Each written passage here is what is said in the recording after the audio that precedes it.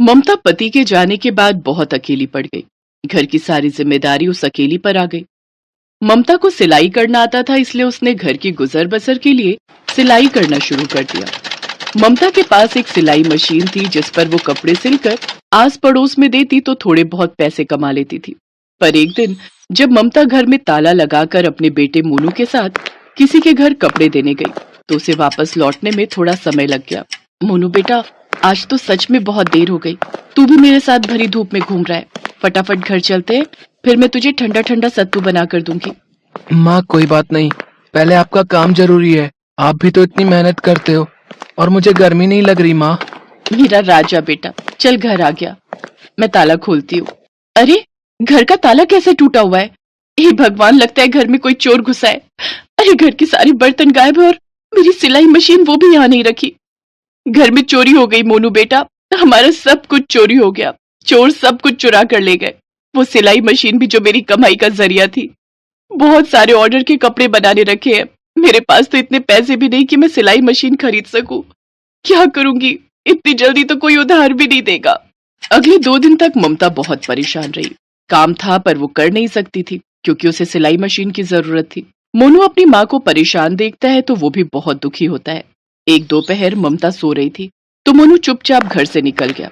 बाजार में उसने एक दुकान देखी जिस पर एक सिलाई मशीन रखी हुई थी, पर मोनू के पास पैसे नहीं थे, इसलिए वो उदास हो गया और एक बगीचे में जाकर बैठ गया। मोनू को बगीचे में बैठे हुए शाम हो गई। माँ बहुत परेशान है, उनके पास सिलाई मशीन के पैसे नहीं है। मैं कहाँ से लाऊं? माँ बेचारी बहुत परेशान होगी। काश मैं माँ के लिए कुछ कर सकता। मोनू अपने आप से बातें कर रहा था, तभी उसे किसी के बचाओ बचाओ चिल्लाने की आवाज आई।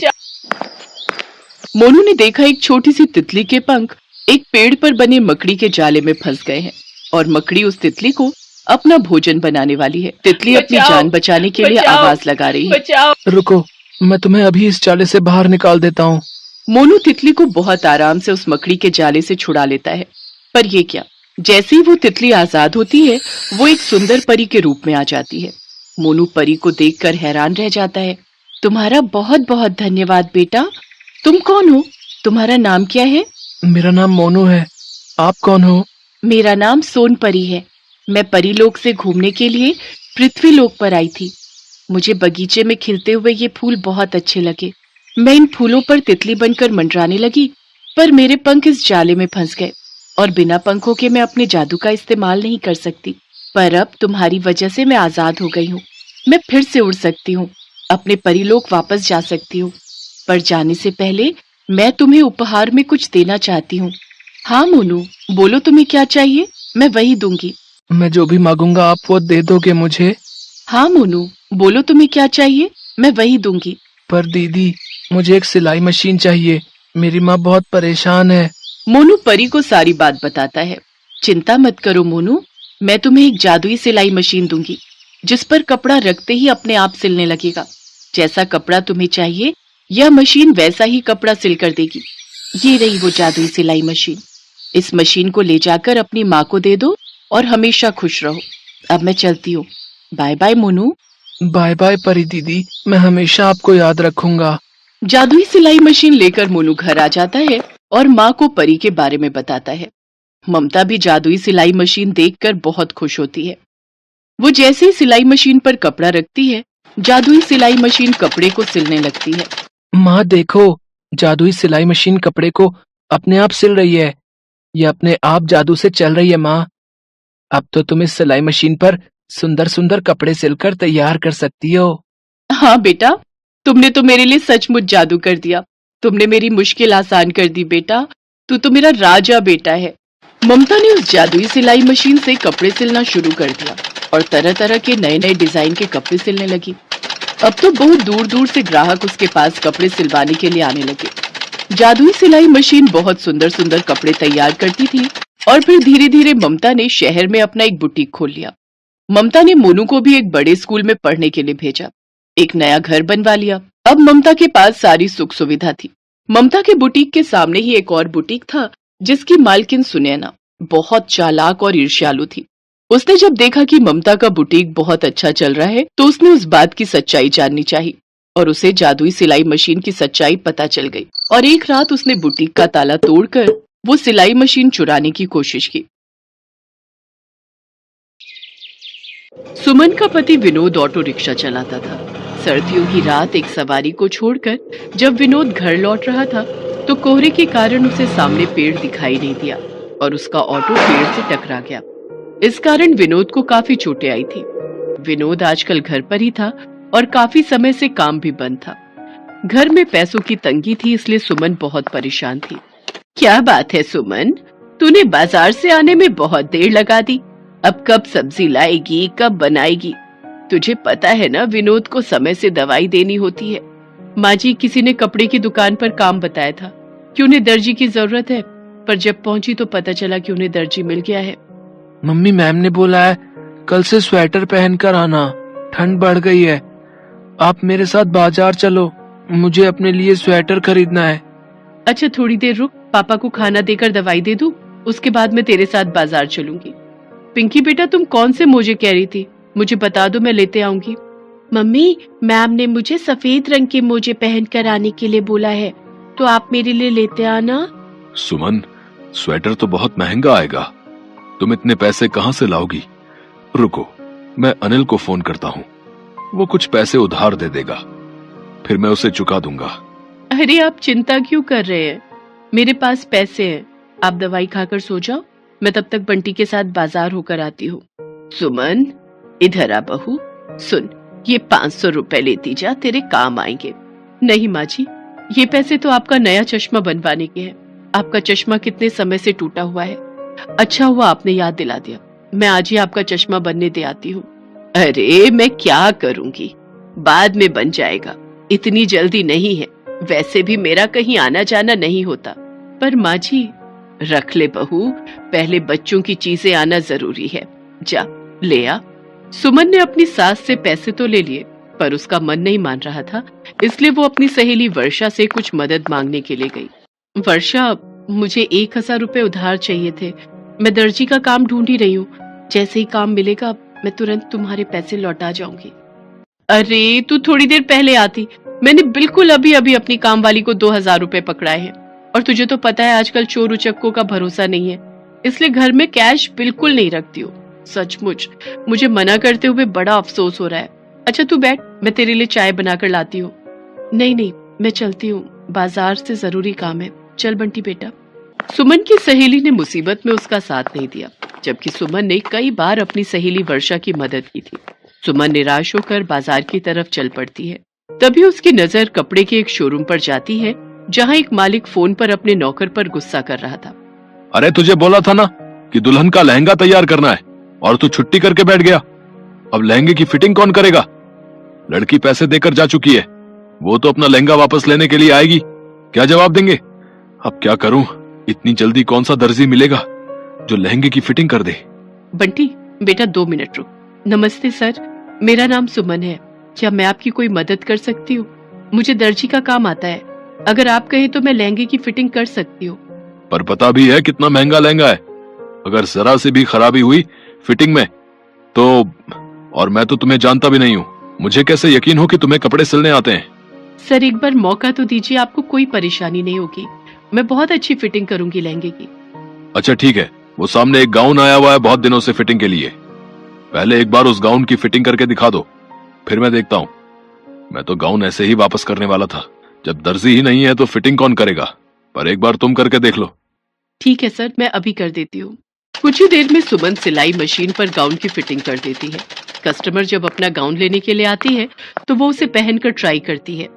मम्मी देखो, फिटिंग तो बहुत अच्छी आई है, कितना लूज गाउन था मुझे, और जो नाप मैं लिखवा कर गई थी बिल्कुल उसी नाप की फिटिंग आई है। आप तो कह रहे थे आपका टेलर अवेलेबल नहीं है, फिर ये किसने किया? ये आज ही काम पर आई हैं, अगर आपको काम पसंद आया तो बहुत अच्छी बात है। सुमन, कल से तुम ही काम पर आओगी, और जितना भी यहाँ सिलाई का और फिटिंग का काम आएगा वो तुम ही करोगी, मैं तुम्हारी सैलरी फिक्स कर देता हूँ। आपका बहुत बहुत धन्यवाद sir, thank you so much. Suman बहुत खुश होती है, उसे 15,000 रुपए महीने की नौकरी मिल जाती है। घर जाकर सुमन सबको ये खुशखबरी देती है। उसकी सास भी बहुत खुश थी। अगले दिन से सुमन काम पर जाने लगती है। वो बहुत ही मेहनत से शोरूम पर दर्जी का काम करती थी। उसका काम ग्राहकों को बहुत पसंद आता था। शोरूम का मालिक हमेशा सुमन को मेहनत से काम करते देखता था। कुछ दिन बाद पुराना दर्जी लौट आता है। नमस्ते मालिक, मैं वापस लौट आया हूँ। वो गांव में जमीन पड़ी थी, वो बेचनी बहुत जरूरी थी, तो आपसे बिना कहे जाना पड़ा। अब वापस लौट आया हूँ। कल रात की बस से वापस आया तो सीधा आपके पास ही आया। मुझे पता है मेरे बिना आपको बड़ी परेशानी हो रही होगी। मेरे जैसा दर्जी आपको मिला ही नहीं होगा जो मेरी तरह काम करे। सुमन इधर आना। ये सेमी स्टिच दुल्हन का लहंगा सिलने के लिए आया हुआ है। 10 दिन बाद शादी है, तो लड़की ने सोमवार तक मंगवाया है। बहुत ही अच्छे से सिलाई करना, काफी महंगा लहंगा है। ठीक है सर, मैं कर दूंगी। अच्छा, तो आपने इसे काम पर रखा है। कोई बात नहीं मालिक, मैं कहीं और काम ढूंढ लूंगा। वो तो तुझे ढूंढना ही पड़ेगा, गलती तेरी है। तू मुझे बिना बताए गांव चला गया। मुझे कितनी परेशानी हुई, वो तो सुमन है जिसने समय पर काम कर दिया, वरना मेरा बहुत नुकसान होता। इसका पत्ता तो साफ करना ही पड़ेगा। सुमन कुछ सामान लेने के लिए अंदर जाती है तो दर्जी उस लहंगे को कैंची से काट देता है और मालिक से कहता है, मालिक ये लहंगा तो इसने गलत काट दिया। क्या कहा? गलत काट दिया? मालिक ये तो सिलाई में अनाड़ी है। सुमन, मुझे कहीं से भी या तो ऐसा लहंगा ला कर दो या फिर पूरे 25,000 रुपए लहंगे के वापस दो। पर सर मैं इतने सारे पैसे कहाँ से लाऊंगी? ये लहंगा मैंने नहीं काटा। सुमन रोने लगती है, पर शोरूम का मालिक उस पर बिल्कुल भी तरस नहीं खाता। दर्जी भी मन ही मन हंस रहा था। सुमन परेशान थी, वो बहुत रो रही थी। उसे कुछ भी समझ नहीं आ रहा था। उसी रास्ते एक महात्मा जा रहे थे। उनकी नजर सुमन पर पड़ती है। क्या हुआ बेटी, तुम रो क्यों रही हो? तुम्हें क्या तकलीफ है? सुमन महात्मा को प्रणाम करती है और रोते हुए सारी बात बताती है। चिंता मत करो बेटी, मैं तुम्हें एक जादुई सिलाई मशीन दूंगा, जिस पर कोई भी कपड़ा रखने से तुम्हारे मन मुताबिक लहंगा बनकर तैयार हो जाएगा। और फिर महात्मा हवा में जल छिड़कते हैं और उनके सामने एक सिलाई मशीन आ जाती है, जिसे वो सुमन को दे देते हैं। सुमन महात्मा जी को धन्यवाद देती है और सिलाई मशीन लेकर घर आ जाती है। सुमन के पास उस लहंगे की बाजू का कपड़ा था जिस लहंगे को दर्जी ने काट दिया था। सुमन लहंगे के कपड़े को सिलाई मशीन के ऊपर रख देती है और सिलाई मशीन बहुत ही सुंदर लहंगा सिलने लगती है। कुछ ही देर में एक जादुई लहंगा तैयार हो जाता है। माँ जी देखिए, बिल्कुल वैसा ही लहंगा बनकर तैयार हो गया जैसा मुझे चाहिए था। हाँ बहू, ये तो सचमुच जादू हो गया। वो महात्मा तो भगवान का रूप बनकर आए थे, जिन्होंने तेरी सारी परेशानी दूर कर दी। हाँ माँ जी, अब हमारी सारी परेशानियां दूर हो जाएंगी। मैं अपना खुद का बुटीक खोलूंगी और खुद का काम करूंगी। माँ जी, मैं थोड़ी देर में आती हूँ। सुमन तैयार लहंगा शोरूम के मालिक को दे देती है। शोरूम का मालिक बहुत शर्मिंदा था, क्योंकि दुकान पर लगे कैमरे में पहले वाले दर्जी की सारी सच्चाई सामने आ गई थी। पर मालिक ने उस समय सुमन की बात पर विश्वास नहीं किया था। उस दिन के बाद सुमन उसी जादुई सिलाई मशीन पर जादुई लहंगे सिलने लगी। सुमन के परिवार में अब खुशियां ही खुशियां थी।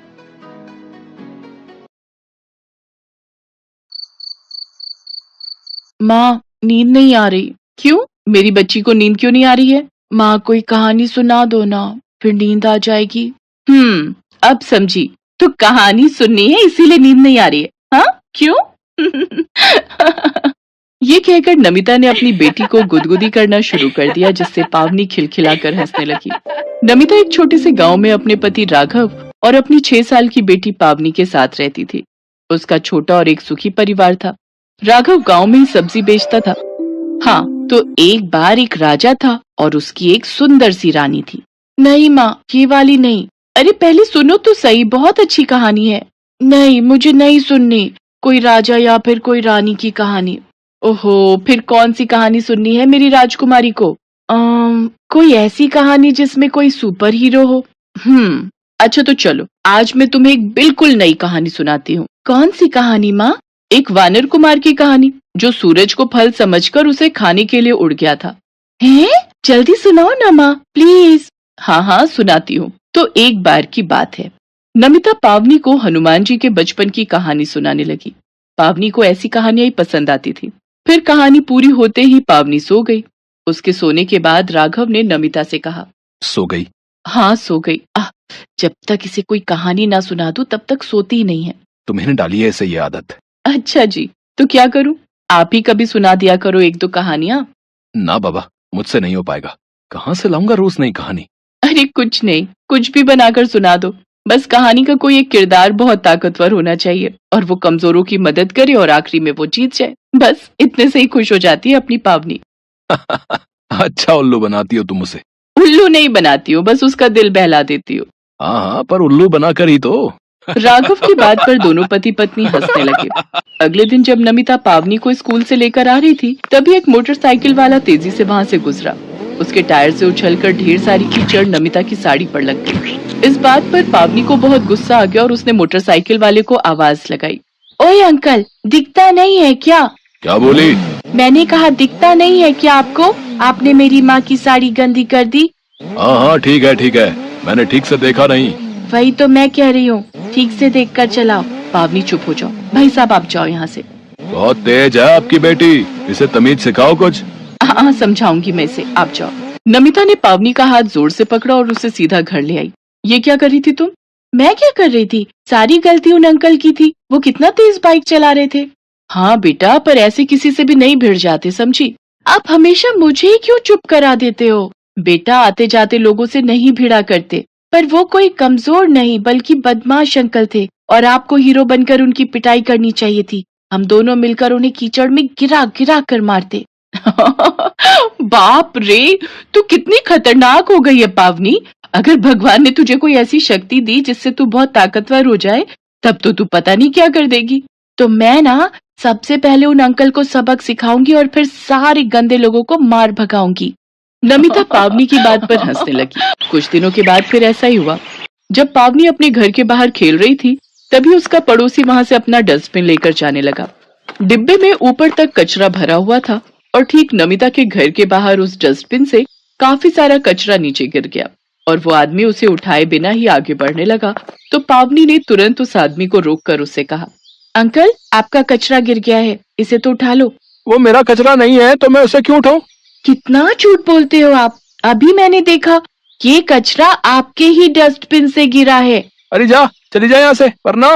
पावनी को फिर किसी से बहस करते देख नमिता फौरन घर से बाहर आई। उसने अपने पड़ोसी से माफी मांगी और पावनी को घर के अंदर ले गई। और आपने उन्हें सॉरी क्यों बोला? गलती उन अंकल की थी।